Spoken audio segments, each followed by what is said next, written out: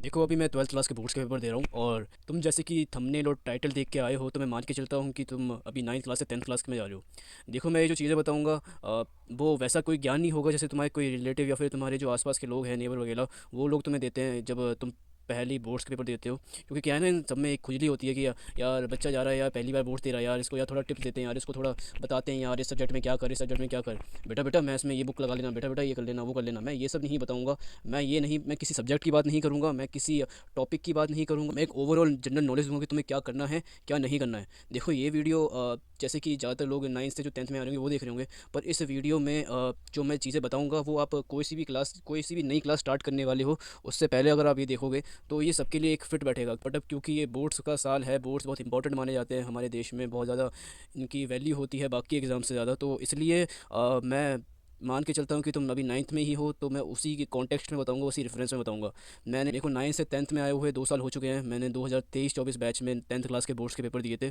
मेरा बैकग्राउंड काफ़ी मैसी लग रहा होगा, मेरी जो अभी जो लाइट आ रही है वो काफ़ी मतलब तुम्हें लो क्वालिटी की लग रही होगी, एक प्रोफेशनल यूट्यूबर की तरह नहीं लग रही होगी, क्योंकि मैं अभी कोई प्रोफेशनल यूट्यूबर बना नहीं हूँ। मैं अभी स्टार्टिंग है, बिगनिंग है, तो अभी बस एक बल्ब है और यहाँ पे पीछे जो मेरा मतलब नॉर्मल कमरा है वो भी मतलब एक्चुअली क्या है ना, मेरे घर में चल रहा है कंस्ट्रक्शन। एक्चुअली बात क्या है ना, मेरे घर में थोड़ा रिनोवेशन का काम चल रहा है, तो इसलिए मैं अभी एक ही कमरा खाली बचा है जिसमें मैं ऐसे वीडियो बना सकता हूँ। तो इस सब चीज़ों को माइंड मत करना, जो जो मैं बोल रहा हूँ बस बातों पे ध्यान देना। देखो, अगर तुम कैटेगरी 1 में आते हो और तुम्हारे इन्वायरमेंट फैक्टर इतने फ्री हैं कि जहाँ तुम अगर पासिंग परसेंटेज भी ले आओगे तो तुम्हारा सब घर में चिल है, मामला इन्वायरमेंटल एकदम सही है, तुम्हारा जो कंडीशन है एकदम सही बैठ रही है, तो फिर तो ये शायद वीडियो तुम्हारे लिए कोई काम की नहीं है। पर देखो, अगर तुम कैटेगरी 2 में आते हो जिसमें ज़्यादातर बच्चे आते हैं, जिसमें मैं भी आता था, और तुम्हें अच्छे नंबर लाने हैं 10th क्लास में, तुम्हें पहला बोर्ड्स का पेपर है और तुम्हें 90% से ऊपर नंबर लाने हैं, तुम्हें अपना बेस्ट स्कोर करना है, तो ये वीडियो देख लो। सो या लेट्स गेट स्टार्टेड। पहले मैं तुम्हें 5 चीज़ें वो बताता हूँ जो तुम्हें नहीं करनी। करना क्या है उसके बाद बताऊँगा। और जो लास्ट 2 चीज़ें हैं जो नहीं करनी, उसमें से जो लास्ट 2 चीज़ें हैं वो बहुत ज़्यादा ज़रूरी हैं। तो पहली जो चीज़ है तो तुम्हें नहीं करनी वो है कि तुम्हें स्टार्टिंग के जो मंथ्स हैं, स्टार्टिंग के जो महीने हैं उन्हें इग्नोर नहीं करना है, स्टार्टिंग के महीनों को वेस्ट नहीं करना है। तुम्हें स्टार्टिंग से ही पढ़ाई स्टार्ट कर देनी है, या फिर तुम स्लो करो पर कर देनी है स्टार्ट। दूसरी चीज़ जो तुम्हें नहीं करनी वो है अपने ट्यूशन के ऊपर डिपेंड मत होना। देखो, जो तुम्हारा बेसिक कॉन्सेप्ट सॉल्व होगा वो ज़्यादातर ट्यूशन्स में नहीं करवा पाते, वो मतलब अपने बस प्रॉफिट के लिए ये ट्यूशन्स होते हैं जितने भी लोकल ट्यूशन्स। सबकी बात नहीं कर रहा मैं, जो 99% ट्यूशन्स होंगे ना, ये सारे मतलब मैं 10th लेवल की बात कर रहा हूँ। मैं 10th क्लास में था तो मेरे ट्यूशन में जब मैं जिस पढ़ता था, मैं मैथ्स की ट्यूशन ही पढ़ता था, तो उसमें एक ट्रेजेडी हुई थी। मैं वो कभी स्टोरी टाइम में किसी और दिन डालूंगा। बट अभी मैंने दूसरी चीज़ जो बताई है कि ट्यूशन पे रिलाई मत होना। रिलाई किस पे होना है? तुम यूट्यूब पे बहुत अच्छे से रिलाई हो सकते हो, वहाँ पे बहुत ज़्यादा अच्छे से टीचर पढ़ाते हैं, तुम वहाँ पे कॉन्सेप्ट बार बार रिपीट करके, मान लो तुम्हारा फोकस नहीं है, ठीक है, पहले बात तो फोकस होना चाहिए, पर फोकस अगर तुम्हारा नहीं है, ज़्यादातर लोगों का फोकस मतलब बीच क्लास, देखो हम जोन आउट हो जाते हैं क्लास लेते लेते बीच में ही। पर ट्यूशन में क्या है, वो रिपीट बटन नहीं होता, पर यूट्यूब पे होता है, वो तुम पीछे करके देख सकते हो। तो यहाँ पे एक प्लस पॉइंट है, ट्यूशन को तुम सिर्फ इसलिए रखो ताकि जो तुम्हारे डाउट्स हैं वो क्लियर हो जाएं। ट्यूशन को सिर्फ तुम इसलिए रखो ताकि जो तुम्हारे डाउट्स हैं वो क्योंकि तो जो हमारे पर्सनल डाउट्स हैं वो क्लियर हो जाए। ट्यूशन को तुम इसलिए नहीं रखो कि तुम अपना जो कॉन्सेप्ट है, जो बेसिक कॉन्सेप्ट है, उसको तुम सीखने जा रही हो ट्यूशन में। मेरी सलाह तो यही होगी, बाकी तुम्हारी मर्ज़ी। देखो, मेरी सलाह तो यही होगी, बाकी तुम्हारी मर्ज़ी। तीसरी चीज़ जो तुम्हें नहीं करनी है, ये क्लास के बीच में स्टार्ट होगा, तुम अपने आप को कंपेयर करोगे कि इसके यार प्री बोर्ड 1 में कितने नंबर आए हैं, मेरे प्री बोर्ड में कितने कम नंबर आए हैं, यार मेरे तो मतलब मैं मुश्किल से पास हो रहा हूँ, ऐसे ऐसे है, मेरे एग्जाम में PT1 में मेरे इतने कम नंबर आ रहे हैं, इसके इतने ज़्यादा आ रहे हैं। देखो, सबकी तैयारी अलग अलग होती है। तो देखो, आज तुम्हें कल से बेहतर होना है अपने आप से। तुम्हें किसी और को देखकर तुम्हें ना ही डिमोटिवेशन आना चाहिए, ना ही मोटिवेशन आना चाहिए। तुम्हें अपने आप को लेकर ऐसे तुम जुट जाओ, जो तुम्हारा गोल है उसके लिए एक जितनी मेहनत, जितनी दिमाग बुद्धि चाहिए होती है उतनी तुम लगा दो। फेमस लाइन है, comparison is thief of Joy, जो कि सच है। तो तुम ऐसे कंपैरिजन मत करना, उससे टाइम वेस्ट ही होता है, फ़ायदा कुछ नहीं होता। तुम डिमोटिवेट हो जाओगे, तुम्हारा पढ़ने का मन नहीं करेगा कि छोड़ो यार, ये तो पहले से ही मेरे से आ गया, मैं क्यों पढ़ूँ भाई, मैं अगर पढ़ भी लूँगा तो क्या फ़ायदा हो जाएगा, ऐसे ये रैंक 1 तो इसकी आ जाएगी यार, ये क्लास में सबसे ज़्यादा नंबर तो इसके आएंगे, मेरा क्या फ़ायदा होगा भाई। देखो, ऐसी थिंकिंग से तुम कभी अपने आप को इम्प्रूव नहीं कर पाओगे। तुम बस, क्योंकि हर टाइम तुमसे कोई ना कोई ज़्यादा होगा प्रेजेंट में, तुमसे कोई ना कोई ज़्यादा कर रहा होगा, और तुम उसको देख कर अगर तुम रुक जाओगे कि यार ये तो पहले से ही आ गए, मैं इससे आगे तो जा ही नहीं पाऊंगा अगर अभी भी मैंने अच्छे से स्टार्ट कर दिया तो, जो कि नहीं है। तुम जा सकते हो, क्या पता वो कभी आगे जाके रुक जाए।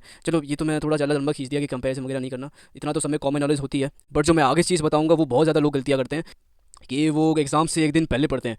देखो, एग्ज़ाम से एक दिन पहले पढ़ोगे तुम्हारे उतने नंबर आएंगे नहीं, फिर तुम्हारे कम नंबर आएंगे, टीचर तुम्हें अलग डिमोरलाइज करेंगे। तुम सीरियस हो तो एग्ज़ाम से एक दिन पहले पढ़ने वाली गलती मत करना, ये बहुत बड़ी गलती। दिन पहले पढ़ के यार पास हो गए, हम तो कूल हैं यार बहुत, हम तो अगर यार स्टार्टिंग से पढ़ते हम तो यार टॉपर को पीछे छोड़ देते यार, ये तो कुछ भी नहीं है हमारे सामने। हम अगर एग्ज़ाम से एक दिन पहले पढ़ के पास हो सकते तो ये टॉपर तो हमारे सामने कुछ भी नहीं है, तो शुरू से पढ़ रहा है तब इसके इतने नंबर आ रहे हैं, हमारे तो इससे 10 कम नंबर आ रहे हैं जबकि हम एक दिन पहले पढ़े हैं। तो ये चीज़ अगर तुम्हारे अंदर है तो भाई लास्ट में तुम रिजल्ट नहीं आने पर रहोगे भाई, तुम सोचोगे यार काश मैं पढ़ लेता, ये सब मैं मस्तीगिरी, ये सब मैं पागलबंदी ना कर रहा होता। और जो लास्ट चीज़ है सबसे इम्पोर्टेंट, कि अपनी हेल्थ का कभी भी सेक्रीफाइस मत करना। ऐसा मत करना कि तुम फेल होने के डर से तुम रात को सो ही नहीं रहे। चलो एक दो बार के लिए सही है, पर ऐसी नौबत ही मत लाओ ना कि तुम्हारा ऐसा हो कि तुम्हें अपनी नींद को कट करना पड़े। देखो होम वर्कआउट तो सभी कर सकते हैं, एक्सरसाइज करो, जो मेन चीज़ है जो उसको पता होती है कि सेल्फ इंप्रूवमेंट के लिए हमें क्या क्या चाहिए होता है। पानी वगैरह पियो, सही से खाना खाओ, जंक फूड मत खाओ, ये सब चीज़ें तो बेसिक चीज़ है ना, बहुत सबको पता होती है चीज़ तो अपनी हेल्थ पे कभी कॉम्प्रोमाइज़ मत करो। तुम कोल्ड ड्रिंक पीते हो, बर्गर खाते हो ब्रेकफास्ट में, तुम लंच में ऐसे ऐसी सड़े हुए चीज़ें खा लेते हो, तो फिर भाई इससे तुम्हारी हेल्थ बहुत ख़राब होगी। बोर्ड्स के टाइम पे अगर तुम्हारी हेल्थ ख़राब हो गई, मान लो तुम्हारा बोर्ड्स चल रहा है और उससे पहले तुम्हारी कोई सीरियस, भगवान ना करे, कोई सीरियस तुम्हारी इलनेस हो गई, तो भाई तुम्हें पूरी क्लास रिपीट करनी पड़ेगी। क्योंकि अगर मान लो तुम्हारा एक एग्ज़ाम मिस हो गया तब तो तुम दे पाओगे कंपार्टमेंट, पर अगर तुम्हारे दो या दो से ज़्यादा मार्क्स अगर तुम्हारे छूट गए तो तुम फिर एग्ज़ाम नहीं दे पाओगे। तुम्हें रिपीट करनी पड़ेगी। जब मैं 10th क्लास में था तो एक लड़की थी हमारी बैचमेट, तो उसका भी यही सीन हुआ था कि मतलब एग्ज़ाम के टाइम पे, बोर्ड्स के टाइम पे वो बीमार पड़ गई थी। उसके बाद उसको पूरी क्लास, वो बोर्ड्स दे ही नहीं पाई थी, तो उसको पूरी क्लास रिपीट करनी पड़ी। अभी वो एक क्लास पीछे चल रही है, तो तुम सोच सकते हो। तो तुम्हें इसलिए अच्छे से, तो ऐसी चीज़ें जो तुम्हें अपनी पूरी थ्रू आउट द लाइफ तुम्हें ध्यान देनी चाहिए। तो यार इस साल तुम ध्यान देना अच्छे से हेल्थ पर। तुम अगर ऐसी नौबत मत लाने देना कि तुम रात रात भर पढ़ रहे हो, फिर भगवान ना करे तुम्हारे दिमाग में कुछ खलबली मच जाए, तुम्हारी ना सोए वाली जो नींद है वो कैच कर ले तुम्हें और फिर तुम पागल हो जाओ। ऐसा ना करना भाई। देखो अब तुम्हें क्या करना है वो बताता हूँ। पहला पॉइंट कि तुम स्टार्टिंग से ये स्टार्ट कर दो, जैसे मैंने तुम्हें पहले ही बताया, पर कंसिस्टेंटली करना। यहाँ पे क्या करते हैं बच्चे गलती, कुछ लोगों में बहुत ज़्यादा मोटिवेशन होता है कि यार हम तो फाड़ देंगे, हमारी तो AR1 आएगी, हमारी तो 100% आएगी। हम स्टार्टिंग से ही रोज़ 12-12 घंटे पढ़ने लग जाते हैं, हम सब कुछ पागलों की तरह पढ़ते जा रहे हैं, पढ़ते जा रहे हैं, और कोई वो नहीं है, हम इधर उधर नहीं देख रहे, और फिर एक महीने बाद ठुस हो जाते हैं हम, एक महीने बाद फुस्सी हो जाती है कि अब तो नहीं पढ़ा जा रहा, बर्नआउट हो गया और ये सब चीज़ें हो गई। तो क्या फ़ायदा भाई। ऐसे पढ़ो कि तुम थ्रू आउट द ईयर, पूरे साल ऐसे पढ़ पाओ कि, ऐसे पढ़ो कि तुम एक ही कंसिस्टेंटली रोज़ इतना तुम पढ़ो कि रोज़ तुम पढ़ पाओ, उस कंसिस्टेंसी से, उस फ्रीक्वेंसी से तुम रोज़ उतनी ही एफर्ट्स लगा के, उतनी ही एनर्जी लेवल पे पढ़ पाओ। देखो लास्ट के कुछ महीनों में तुम्हें ज़्यादा मेहनत करनी पड़ेगी, उसके लिए ठीक है, पर स्टार्टिंग में भी तुम स्टार्ट कर दो अच्छे से, तुम पढ़ने लगो, उतनी ही एनर्जी लगा के पढ़ो जितनी क्षमता है तुम्हारे अंदर। ये देख के इतना मोटिवेशन मत लेना। वैसे मोटिवेशन अच्छा है, पर इतना मोटिवेशन मत कर देना कि तुम्हें बर्नआउट हो जाए और लॉन्ग रन में तुम्हारा रिजल्ट खराब हो जाए अच्छा होने की जगह। दूसरा पॉइंट तुम्हें क्या करना है कि देखो, जो तुम अपने कॉन्सेप्ट से एकदम बेसिक से स्टार्ट करना है, इतने अच्छे से एक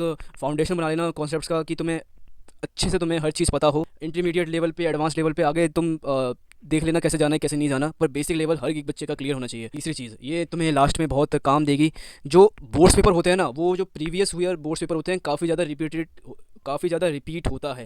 मैंने भी खुद 10 साल के previous year question paper solve किए थे।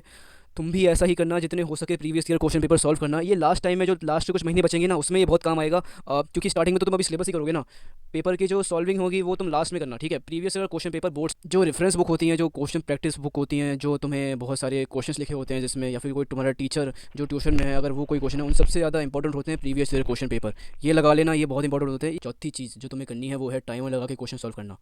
टाइमर लगा के इसलिए कह रहा हूँ कि तुम्हें जो स्पीड होगी वो भी तुम्हारी इंक्रीज़ होगी, गलतियाँ क्या करते हो जिसकी वजह से स्पीड कम होती है ये भी पता चलेगा, और तुम्हारे जो क्वेश्चन सॉल्व करने में जो तुम्हारी थिंकिंग है वो काफ़ी फास्ट हो जाएगी, और जो एग्ज़ाम में तुम बहुत आसानी से जल्दी जल्दी पेपर करके अच्छे नंबर ले आओगे। और एग्ज़ाम के लिए भी बहुत तगड़ी तुम एक प्रैक्टिस कर रहे होगे। ये हर एग्ज़ाम के लिए काम आती है कि टाइमर लगा के जब भी कोई क्वेश्चन सॉल्व करो तो टाइमर लगा के। पांचवी चीज़, अपना फोकस बचा के रखना। देखो यहाँ पे बहुत ज़्यादा डिस्ट्रैक्शन आएंगी, मैं जानता हूँ, अलग अलग तरीके की डिस्ट्रैक्शन।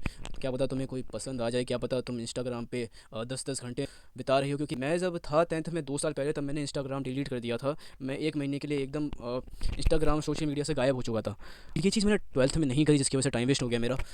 बहुत सी चीज़ें डिस्ट्रैक्शन है, क्या है ना, ये जो डिस्ट्रैक्शंस होती हैं, ये जो चीज़ें होती हैं ना, ये तब सबसे ज़्यादा मज़ा देती हैं, तब सबसे ज़्यादा हावी होती हैं जब कुछ इंपॉर्टेंट होता है, जब कुछ एग्ज़ाम हो रहा है। जैसे तुम एक चीज़ एग्जांपल से मैं बताता हूँ, जब तुम एग्ज़ाम के बीच में जो रील्स देखने का मज़ा होता है, जो यूट्यूब बिंज वॉच करने का मज़ा होता है, जो नेटफ्लिक्स पे वेब सीरीज़ को बिंज वॉच करने में जो मज़ा आता है ना, वो एग्ज़ाम के बाद तुम्हें नहीं आएगा। इतना मज़ा एग्ज़ाम के बाद नहीं आएगा, ये मैं गारंटी से कहता हूँ। क्योंकि एग्ज़ाम के टाइम पे एक अलग ही ऐसी चीज़ होती है। देखो चैनल पे नए हो तो सब्सक्राइब कर लेना, अभी मेरा चैनल बड़ा छोटा है, तुम सब्सक्राइब करोगे तभी बड़ा होगा। लाइक वाइक कर देना, कमेंट्स कर देना कि क्या क्या मैंने बोला वो तुम डिलीट कर पा रहे हो, क्या क्या जो मैंने बोला। तो क्या है ना, मुझे थोड़ा 20 साल का तजुर्बा वगैरह, तो मैं जानता हूँ सब सही होगा।